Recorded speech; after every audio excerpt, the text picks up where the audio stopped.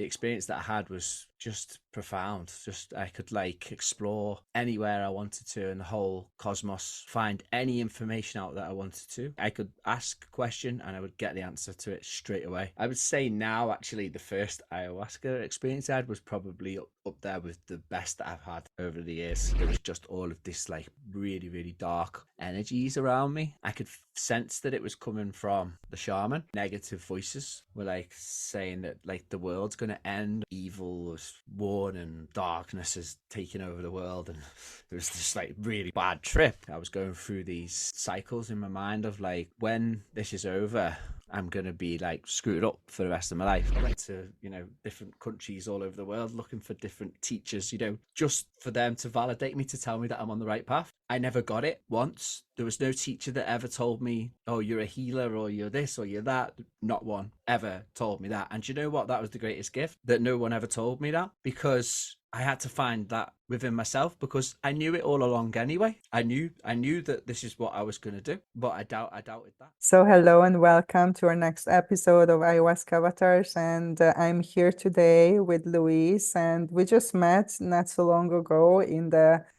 worldwide net. So I'm just excited to get to know you a little better, because you mentioned about your story and your journey with the medicine, with the Mother Ayahuasca, was like pretty unique and scary and transformational, and I just wanted to share that with people because I think it's a good topic to talk about. So thank you for being here today. Thank you for inviting me. It's a pleasure. Start with, I always ask this question first, like, how did you get to the medicine? How were you led to the medicine? Like, if you want to just say a little bit about your background and what put you on this road of like healing and self-discovery, and how the medicine came into your life and what happened then when it did. Well, it's a long story. I'll try and cut it down as short as possible. So, growing up, from dealing with like narcissistic parents, particularly mother trauma, from that,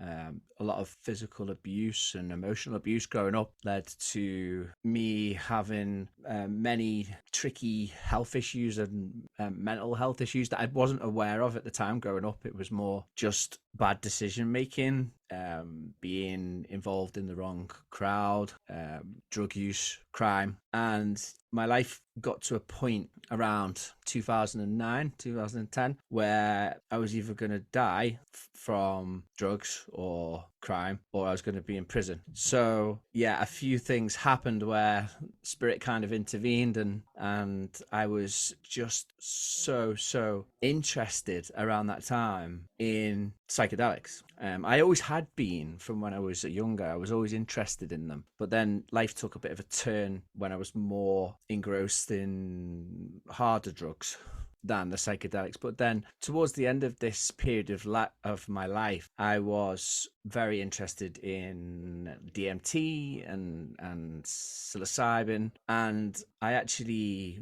made it a mission of mine to get hold of DMT.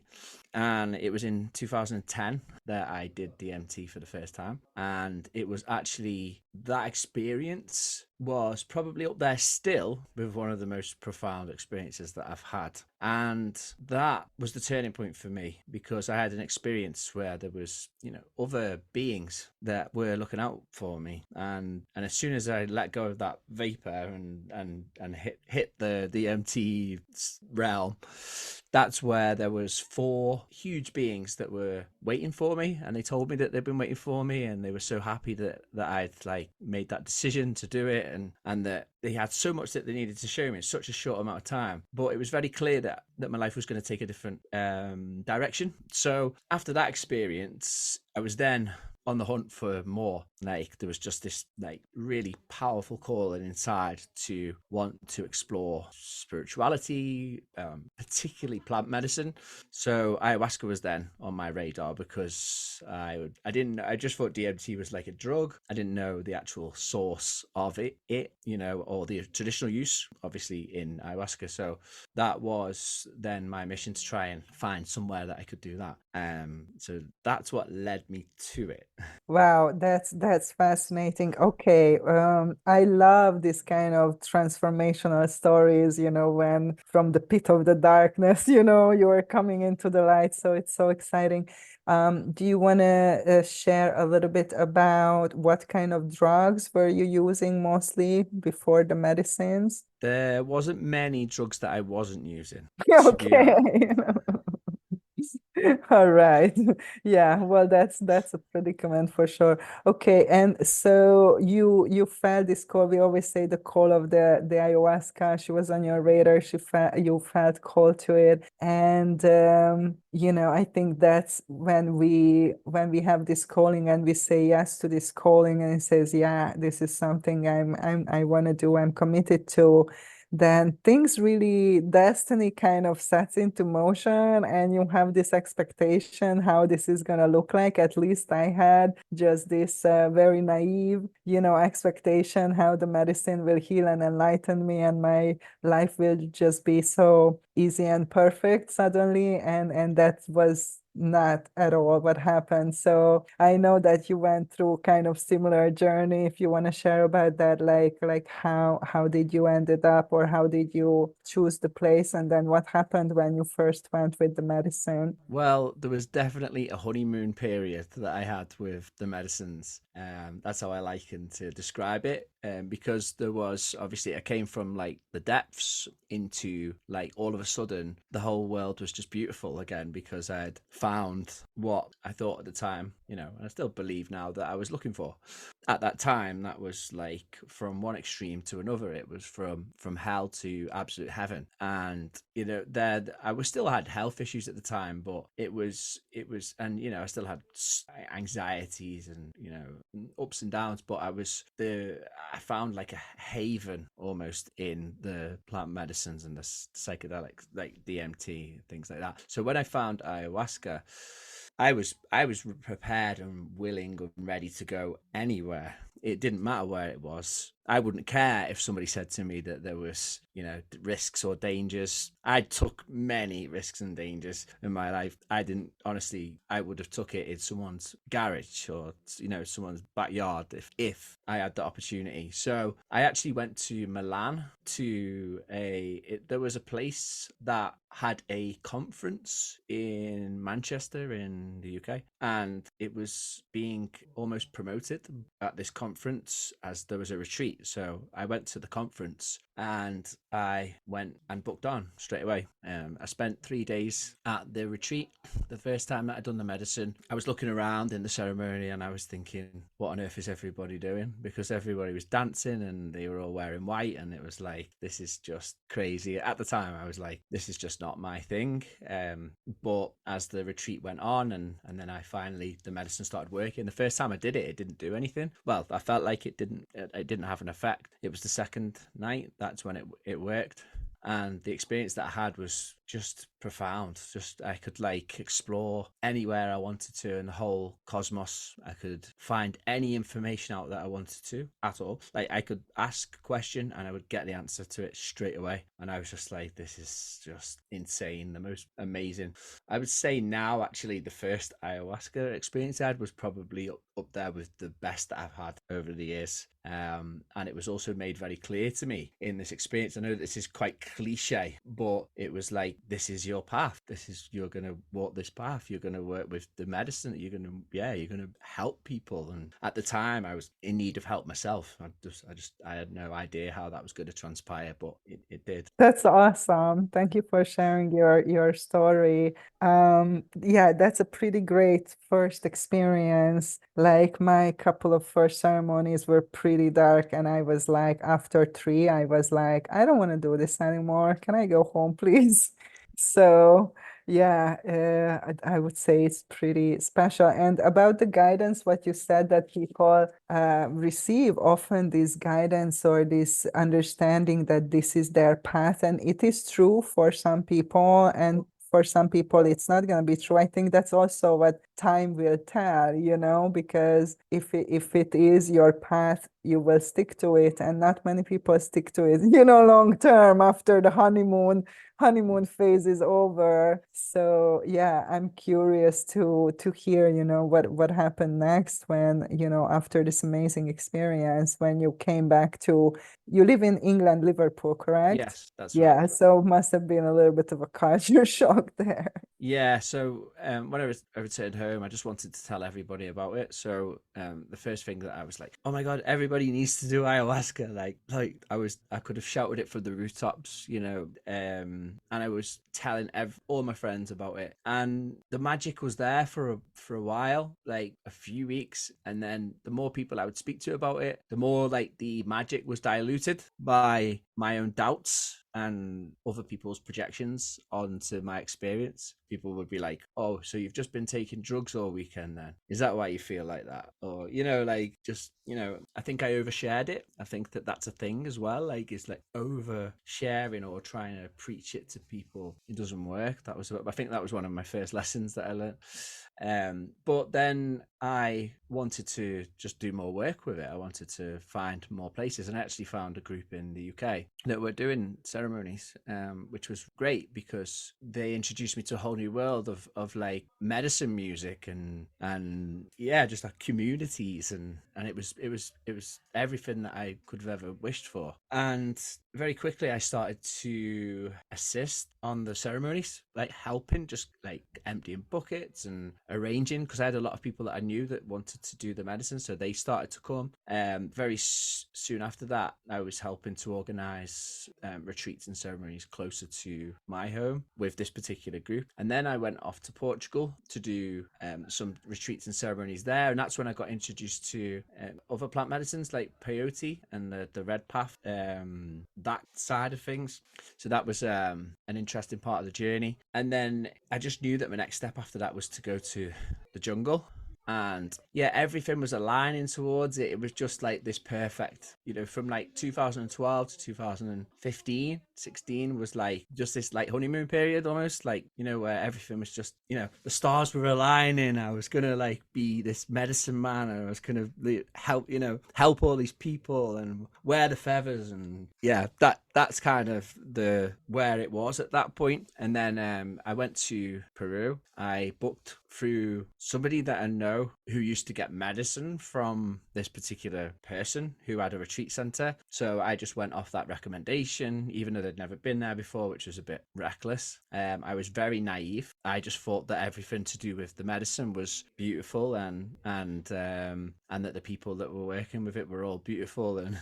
And yeah, I think that I went to the jungle with a romanticized idea about how it was going to be. So there was a huge culture shock when I got there. I thought that I was going to be taught and shown what it was that I needed to do, apart from the fact that it was that dieta. So it was like isolation. I was there for 6 weeks, and it was just like isolation. Yeah, there's no one to speak to, and that was very, very challenging for me. I think I wanted answers, but the thing that I certainly wasn't expecting was how the ceremonies were held, which was in the pitch black, which is fine. I understand that's how Shipibo people work. And what I thought was that the people that were holding the space for me were going to be like welcoming me with open arms. And yeah, that wasn't the case. Over time, what I realized when I was observing the ceremonies was that the people that were holding the space for me, the two shamans, the elderly, they were in like their late 80s. I think, as far as I was aware, that the male shaman was in his 90s. So for me, that was quite appealing. I thought that these particular people would be full of knowledge and full of wisdom, which I'm sure they are. But I thought that they would have had my best interests at heart. But actually, it turned out that they didn't. I mean, how did you realize that, or when, like, how was that? when you started to realize, that maybe they are not having, your best intention at heart? So the first ceremony that I did when I was there, I noticed that the energy was different to the ceremonies that I'd done before. I'm so grateful that I had had some experience with the medicine before I went, because I think things could have been perhaps maybe worse. It was the energy at first that I found that was very different. It felt like very uncomfortable. And I know that the medicine can do that. I completely understand. I've been through experiences with the medicine where I was facing trauma and difficult emotions and feelings, but it was quite evident to me at the time that these people were not the purest of energy. And over time, what happened while I was there was that I found that after each ceremony I was getting weaker, and there was no like resolution to each ceremony. It was all just very mystic, dark, and mysterious. There was no like in the past when I'd had experience, even though it'd be challenging, at the end of it there would always be like this sense of like completion in whatever it was that I was going through. And I found that the whole time that I was there, especially the first couple of weeks, was that I was starting to feel weak and starting to doubt myself, and starting to feel like there was a part of me inside that was thinking this is not right. And over time I was the doubt was coming quite strongly, but then I would go against it. So I think this was the beginning of a huge cycle of lesson for me, was not doubting my intuition, because right at the start I thought to myself, this is not right what I'm feeling. Like I was feeling that something was off, and I went against that. And then there was some things that happened with another person that was in the ceremony, and she ended up going into the toilet all night, and was banging and banging and banging on the toilet door, and they didn't do anything to like help her. Or and then the next day after that the police came, and it was all very, very off, the energy. And then I just had a feeling that the ceremony that night was going to be, I don't know, I just had a real strong sense that there was something that there wasn't right. And lo and behold, the ceremony that I had, the third ceremony that I had on the time that I was there, was the most profound, terrifying experience that I've ever experienced in my life. Like I wouldn't wish it on anybody. It was like, Wow. Tell us a little bit about it, because now everybody is like, I want to hear that. Like, yeah. So within like 15 minutes of the ceremony starting, the ambience in the air, and like the way that the birds and the animals were about, it was very creepy, almost like there was like, I don't know, like an omen, like a bad, I don't know, it just felt like that there was something wasn't right. And that was before the ceremony even started. So when it started, the medicine kicked in for me in about 15 minutes, and usually it takes like a little bit long. It usually takes like half an hour to an hour, but it come on really, really fast and really, really strong. And yeah, before I knew it, there was just all of this like really, really dark energies around me, and I could sense that it was coming through the shaman. And yeah, it was just really, really like negative voices were like saying that like the world's gonna end, and you're gonna like evil is won and darkness is taking over the world. And it was just like really bad, like a bad trip kind of thing that you would, that's initially what I was thinking. I was thinking this is the, like a really bad trip. And it just kept getting worse and worse and worse and worse and worse. And then before I knew it, it was like, yeah, it was like I was going through these like cycles in my mind of like, when this is over, I'm gonna be like screwed up for the rest of my life. That's like what was happening during the trip. And these scenarios kept playing out of me like being buried, like I was gonna die. And that kept on playing out for a long time, and until I accepted the death. I had to accept that I was going to die. And then after that, not only was I going to die, but there was a narrative, like there was something that was narrating the experience. That wasn't me, it was something else, and it was saying that when I die, not only am I going to die, but my soul's going to be tortured for eternity. So it was like the ultimate of, like, surrender and acceptance in a way. And I was kind of forced to accept, like, the ultimate fear, that, like, that, yeah, well, I thought that death was the ultimate fear, but then I was shown that it's not. The ultimate fear is that that everything turns, existence doesn't exist anymore. And that's what it was taking me to. So I, like, left my body, and then I was shown, like, the void of, like, the sort of, like, eternal abyss of nothing. And there was, like, these dark, like lords that were, like, over it, and it was, like, showing me that it was, like, the core of all fear, and it's the anti, like, the complete opposite of creation, and that all of creation was, in that moment, was about to just go. So then, like, time, everything that ever existed from the beginning of time until the end of time, just went into nothing. And then that was, nothing existed for, like, well, I can't remember, but I remember, like, in the morning, I thought I was dead, and I thought everything was gone. But then I started to hear, like, birds tweeting, and, like, as the birds were tweeting, I realized that I wasn't dead. But when I opened my eyes, I couldn't see. I was still in the vortex of the medicine. And as I could see again, I looked around. There was no one there. It was, everyone had gone. Everyone had gone home. Like, it was daytime. I'd been in that for 12 hours. Like, but so it was a very intense experience. But after that, I was just completely traumatized. Completely, like, I just couldn't believe that like, I'd actually been through something so extreme, and yeah, I was alive, but I was very, very fragmented at the time. So yeah, I was in a battle of a lot of fear, that was attached to that, and I could feel that there was a lot of energies, like entities, like, or I could feel them all over me, and there was, like, these stories that kept playing out in my head, like, and it wouldn't stop.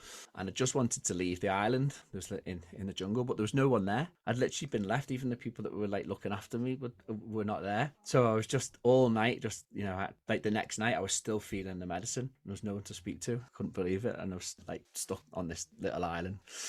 Anyway, so after that, That's when crazy that they left you alone. Like, I mean, that's already so inappropriate in any ways, like, and yeah, I can imagine how terrifying, this whole thing was. And then when you start coming back, it's like nobody there and they left you there. And like, when you started to come back, like, did you think that, oh, this was just a bad trip, or did you know for sure that this is something different and it's connected with these people who you're drinking with and stuff, or that wasn't really clear yet? No, it wasn't clear that it was them. There was moments during it where it was clear, but then my mind I would doubt it, and there was a part of me that was just going, no, this is part of it. This is part of your diet, and everybody has to go through this, and this is there was a part of me that was, like, really, like, adamant that everything was okay, but then there was parts of me that were I was in a lot of internal conflict, because there was parts of me that would go, no, this is definitely not okay. Like, this is definitely not right. And then it became more and more clear, because, like, the ceremony that was, like, the following day after that, I really just couldn't bring myself to do it. So I called up the person who owns the center, and it wasn't the charm. He was never there during the ceremonies. It was just the two maestros, and I said to him that I don't feel like I can do the medicine again. And he said to me, just because you're on your diet, just sit in the ceremony. And he actually came. He said, I'm going to come, and he came, and sat in the ceremony. And I decided to have a little bit of medicine, and actually the energy was completely different that on that ceremony. And I thought, this is strange. Like it was like the medicine was working like it would have, like, you know, in the past when I'd done it. And then over the time that I was there, I realized that every ceremony that he wasn't there, it was all, I could feel all the, you know, the dark energies, and the like, felt like I was drained. I felt like I was being drained, and that's when I started to get more suspicious. But there was people that were there that would come for one ceremony, and they were meant to be staying longer, and they would leave because they didn't feel right, and it was, everything was off about it. Anyway, cutting a long story as short as possible for the viewers and for the podcast. It was actually when I got home that things started to become more apparent about what it was that happened. Because when I got home, I was So just severe. a second. So you finished the whole day. You did end up staying and seeing it through and Mhm. finished, and then you went back to England. Yeah, yeah. I thought, I'm here. I'm not gonna let it. I thought, like, if I go home now in this state, like, I feel so bad that I didn't do it. Like, that I need to finish the diet and then go home. So that's what I did.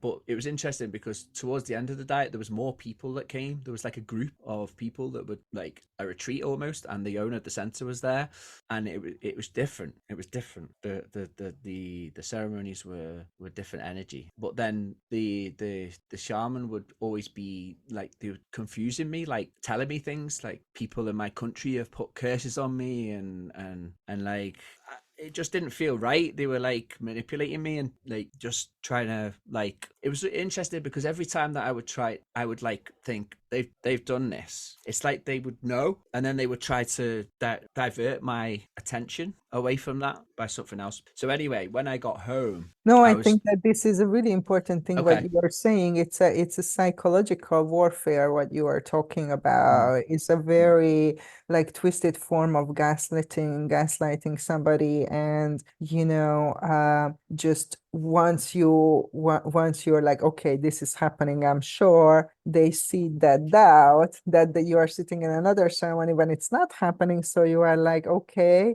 and with this, they just totally confuse you and manipulate you, exactly as you said, they divert you to from your center, from you get ungrounded, and you're not in your center, and you get like you can be influenced very easily, and they are influencing you in a very specific way.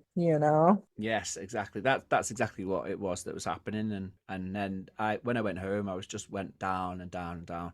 Like, there was like people who I'd known for like a long time, people that I was working with in the other, you know, the communities that I was talking about, and people were turning against me. Everything was going wrong, work wise, things were going wrong. Like, I was getting sick. I was, yeah, it was like a downward spiral. Like, things just seemed to be getting really, really bad, and like my mental health was deteriorating. I was hallucinating at night, and I was like seeing, like, you know, the shadows and the energies, and in the walls were breathing. They were like, there was, yeah, I was like, you know, if I know that if I'd went to see a doctor, I would be getting diagnosed with some kind of like disorder, you know, psychosis, or even hallucinogenic, persistent, you know, because I was having these flashbacks, and I would keep going into these thought loops of like terror that the world was going to end, because, you know, the experience that I had, I was like going round and round, and I couldn't get out of this thought loop. But I was aware of it though. I think that was the difference between like a psychosis, where I was like, where that would be like actually believing the delusions that were in my mind. I was actually observing the delusions in my mind, which was interesting, terrifying still, but interesting. And I was stuck in these loops and these patterns for a while, and I found that a lot of people were, yeah, turning against me, attacking me, and like strange things were happening in the street. I'd be walking past people, and people would be like saying, like cursing me, saying things, you know, saying things to me, and like it was just all very bizarre. Like, especially the first 6 months after coming back.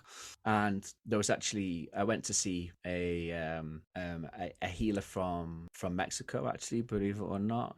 He's a Marikami, and they're known to be, you know, very powerful healers. And I was recommended to see this person, and he told me that I've basically fell into into a spider's web in the jungle, and that he can't help me. And I was like, You serious? yeah, That's what the peyote told you that yeah. he can't well, that must have been super freaking scary to hear that. Yeah, it was, but at the same time, at the same time, it was like, well, I don't need you to help me. I help myself. There was inside of me, there was like a fire that was like, I'm going to help myself. I'm going to get through this. I'm going to get through it. I was determined to get through it. But there was a lot during this period of time. I learned probably most of most of the tools that I have now that keep me very strong. I learned during that time because I was able to observe energies within that were affecting me and realize that they weren't a part of me. But then, But I mean, how did you, okay, so you realize this that you are like victim of some dark magic or yes, something. Like yeah.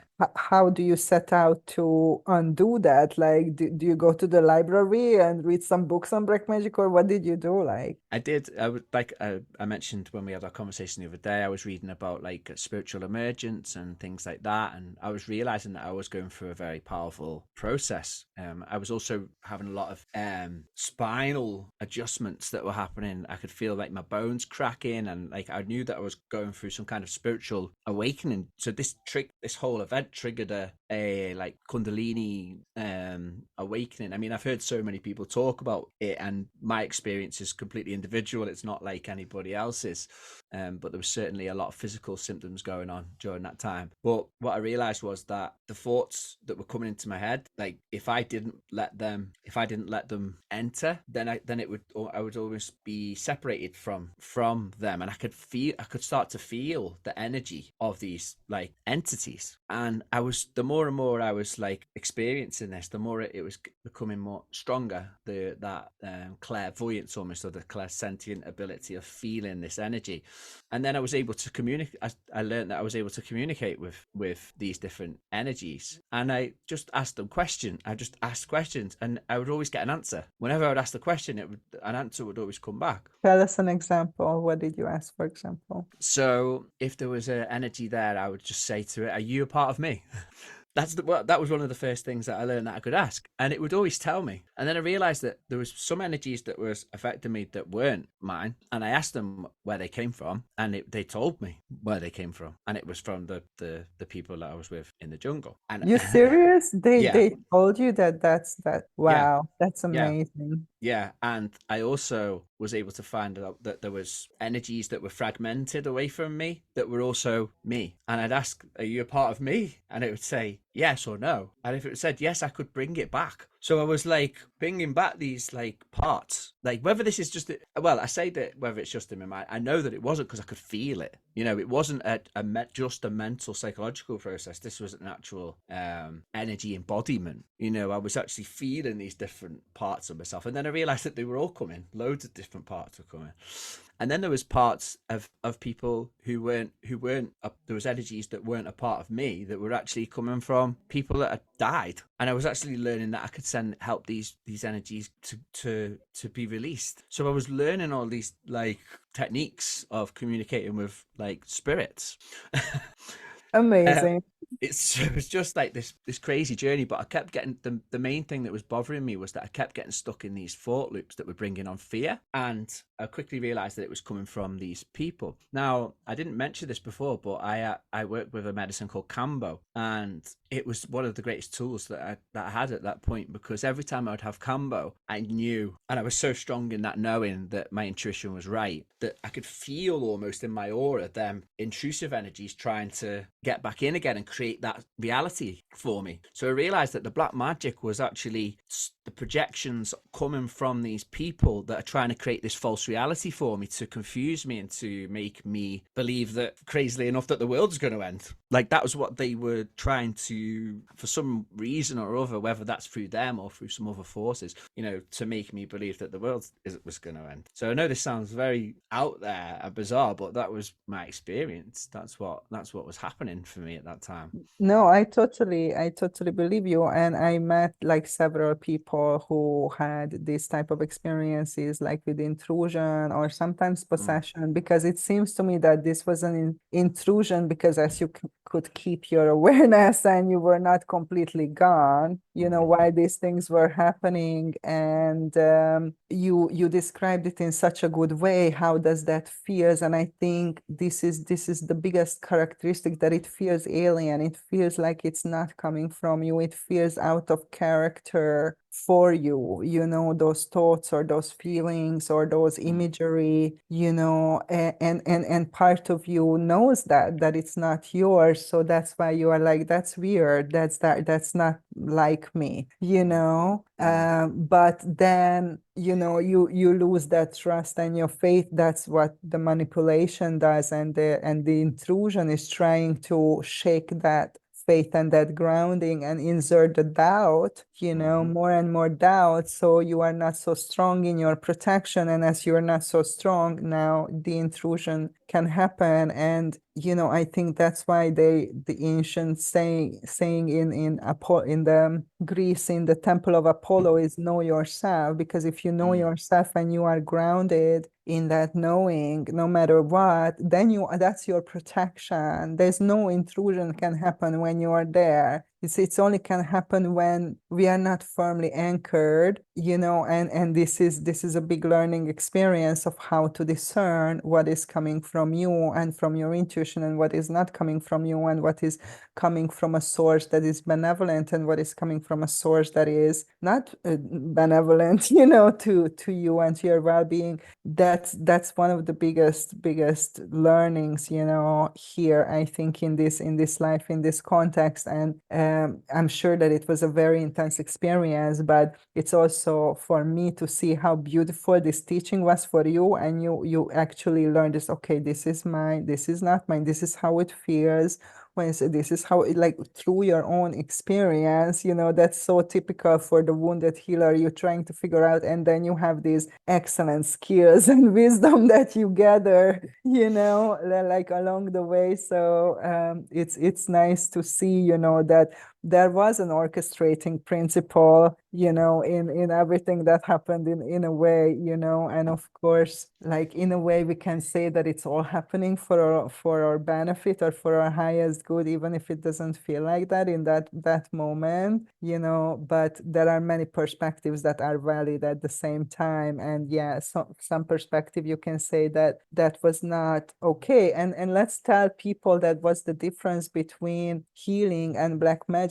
is that black magic is without consent, mhm, mm, that's the biggest difference, that you didn't consent to this, they didn't ask permission. I mean, on an energetic level, unfortunately, you did consent in that way, that you have some kind of particular wounding that makes you vulnerable to certain energy that can attach there. So they take that as a consent, but it's not like, yes, I want to do this kind of thing. And that's why, for any kind of healer or wayshower, is your highest priority to heal yourself and purify yourself so you are protected, and, mm. and definitely. It's like a predator and prey situation, isn't it?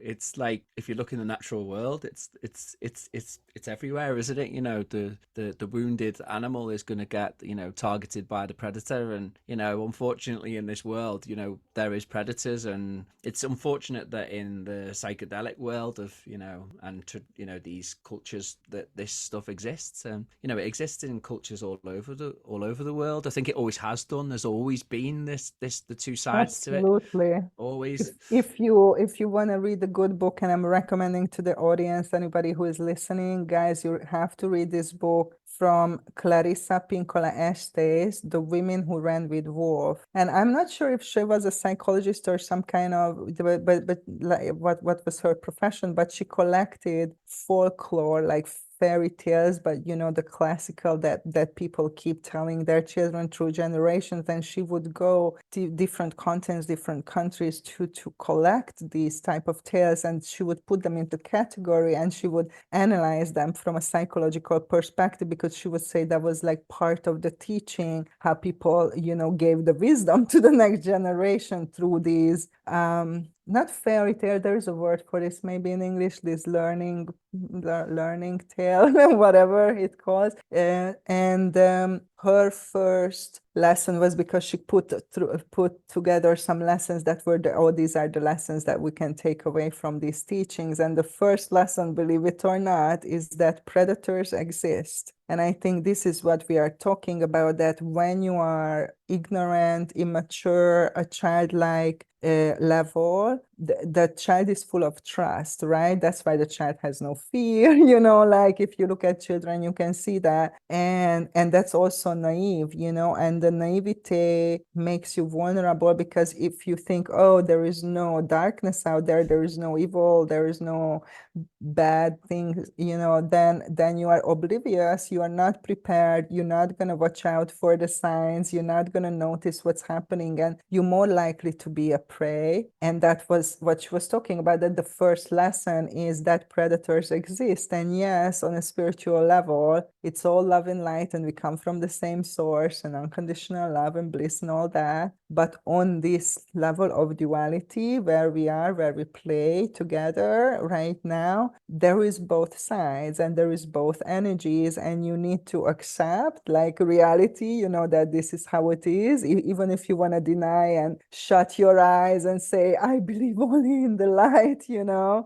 or not. This is the reality. And once you acknowledge that and respect that, then you know how to be protected from it, or how to navigate your way through it, or whatever it is. But I think that was like a huge, it sounds to me like a huge initiation for you of this lesson, of this learning, that okay, because as you said, you went into the jungle, that oh, the medicine is all good. I think that's one of the biggest mistake, that people think that the medicine is a benevolent entity, and the medicine is neutral. The medicine doesn't have any agenda, or good or bad, or things like that. It's really, how people use it, with what intention, and now you experience this. And that's why we need to be aware, that not everything is gold that is shiny, right?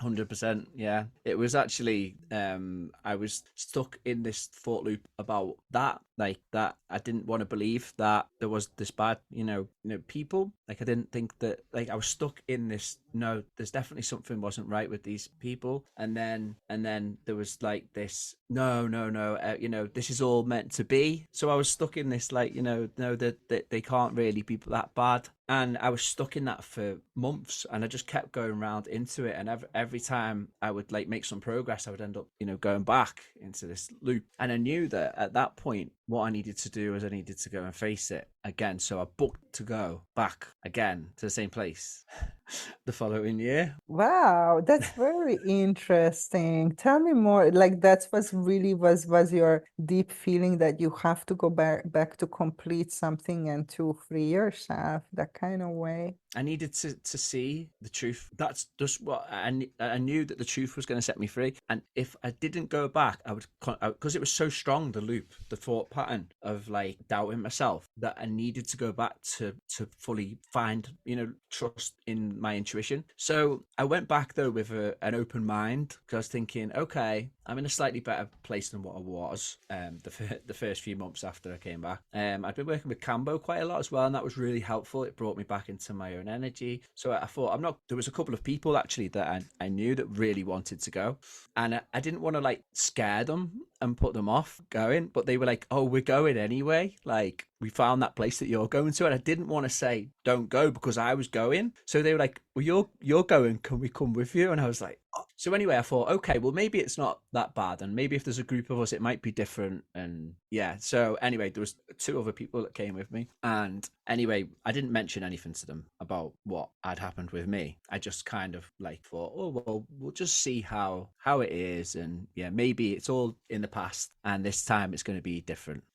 But what happened was, as soon as I got there, the female maestra, Alejandrina, her name was, she was very, very suspicious when I arrived. Like there was there was definitely a sense of discomfort within her about me being back there again. And straight away she was like looking into my tambo, walking past, acting really strange, and I was just straight away, I was just like, I knew it. I just knew it. I knew that she was up to something, or she was responsible. She knew that I was going to find out. That's what literally how I was feeling. And the male maestro actually was there when I first turned up, and he didn't come to the ceremony. It was just her and me and the two guys that came with me.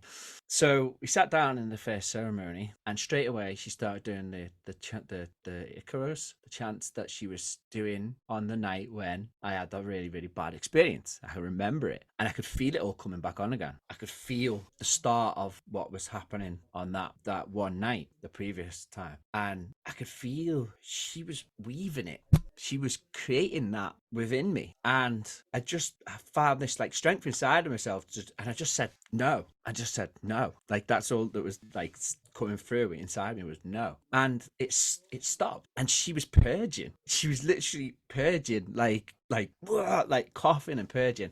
And for the next few days, she started to get really sick, and she had like cold, and she was coughing really really badly, and she ended up going to hospital, believe it or not. And then the guy who owned the center ended up bringing in two other maestros from a different tribe. They were Ashaninka maestros, and they were on such a different level, like beautiful, amazing. So like after she'd gone into hospital, they brought these different people in, and the ceremonies were just wonderful. And I was learning so much about my own intuition, and I just knew in that moment, I was like, I'm free from that now. I've took my power back from that whole experience. So yeah, so the rest of that diet when I was there was just like, doing inner work, learning about the plants, and learning about healing, and yeah, so many like personal realizations. Like that's how it should have been. I realized there was a contrast because I'd also lost faith in the medicine and like the indigenous people, everything. I lost faith in everything. That's what the black magic does. It takes the faith away from you. And what I realized overcoming it was that I'd done that by restoring my faith and also my trust in my intuition. That's amazing. That's what I call a powerful initiation. Mm. And the death and rebirth experience. And I think it's just so it reminded me of one of the stories that I heard recently. This person was like saying about his medicine journey, that he was in this place of this darkness and this pure evil, and this monster, this huge monster was like staring at him with the viciousness and with the I want to kill you and I will, like kind of vibe. And he was there for a while until he realized that he is feeding, this monster, and that's the only way the monster exists. And once he realized that, everything disappeared, and he found himself in this beautiful place in nature or something. And I think that, this is what really shadow work is. I mean, on a deeper level, is to like face your fears, and then being able to discern, what is for you, what is not for you, and say no to think, because it has no power. And this is where the consent comes in. Like, you didn't give you before, you gave consent some unconscious way that we were not aware, and you took your power back, and you just said no, and she had no power. The magic was stopped. Like, once you do that, there's nobody has power over you. And how empowering is this for you? I want you to say a few words, that you as a person, like, how does this experience change your life, and how you look at life and yourself, like, since you went through this experience? Well, it made me realize that life is magic, and that the like from when I came back from the first year, and like everything was going wrong, and like I was the black magic created that for me. The curse almost. I was cursed, and things were going wrong, and that's because I was believing in the illusion. And that's what these like black magicians doing, is that they're trying to use illusion, like things that aren't true, to take you out of your own truth. So for me, the whole experience gave me a very good filter between what's real and what isn't. And I think that's probably the most valuable tool that I got from it, because now I'm quite easily decipher if someone's lying to me, if someone has a bad agenda, if I don't even have to say anything or even question that person. I just know straight away. I can feel it. So I think that the most empowering thing that it's given me is this filter to be able to discern what's real and what isn't. Beautiful. So, can you share a little bit like how is your life looks like? Because I'm sure that you moved away from the crime and the drugs as you were Yeah. going down on the plant medicine path, and if you have a vision for your future, or what is that you are excited and passionate about right now? Well, so around that time, the second year that I came back, that was 2016, and it's 8 years ago now. From then until now, I would never have imagined how beautiful that my life would become after that, and how many people I'd be helping and working with, and yeah. So now I actually run two community centres in Liverpool that help people with mental health issues, and we work with we do like wellness and yoga and things like that here. I also run an association of Kambo practitioners, so I train Kambo practitioners, and from 2016 onwards, when I came back after that second diet, I was just felt more called to work with the medicine, and I was doing it, and I started working with it in small circles with people, and I've been holding ceremonies since then. So yeah, my vision for the future, I wouldn't want to I wouldn't want to even dilute the possibilities of what the future holds, because everything that I've ever predicted about the future, it's always been 10 times more spectacular than what I could have thought. So yeah, my vision for the future would just be bring on whatever. Yeah, exactly. But yeah, be careful what you wish for, because you think, okay, what else can happen? That's not a good question to ask, because then the universe is like, oh, Yeah. I can Yeah. show you what else. Oftentimes I have this experience with at the end of my medicine journeys that I'm just getting this like amazing download and so much and so deep. And I'm like, wow, now I know everything. It feels like it, in the moment. And then, the medicine always tells me that you just so see this much, Mm. just to stay humble, because we go through especially these kind of experiences which are very humbling, but also they strengthen the ego, and it's like, I went through this, so now I am like somebody, and you are somebody, you are a much more grounded and discerning and aligned person for sure, but that doesn't make us better, than other people, and that's one of the delusions, that is often there. And I think it's just such a great example what you went through, of people that they really have to understand to how important this is to be in a safe place and with people who are working with this medicine with the intention of healing and awakening in a safe way, in a responsible way. And as you said, on the higher level, this was your destiny. Did you contracted this experience on some level? I believe so. Did it turn out good? Did you do the alchemy? Did you transform this into a huge gift that will keep giving to you and to the people around you? Absolutely. So was this a bad thing? Like it's so relative, right? But I think my takeaway is, because I used to think about this so much, that is not necessarily to go down this road. Like you can come to the same teachings and the same realizations in a much more nicer way, or Yeah. comfortable, pleasant way, kind of, so I just don't want people to think that in order to be initiated, or to go to a rite of passage, you have to go through something so dark or so horrible, because this is not necessarily the case.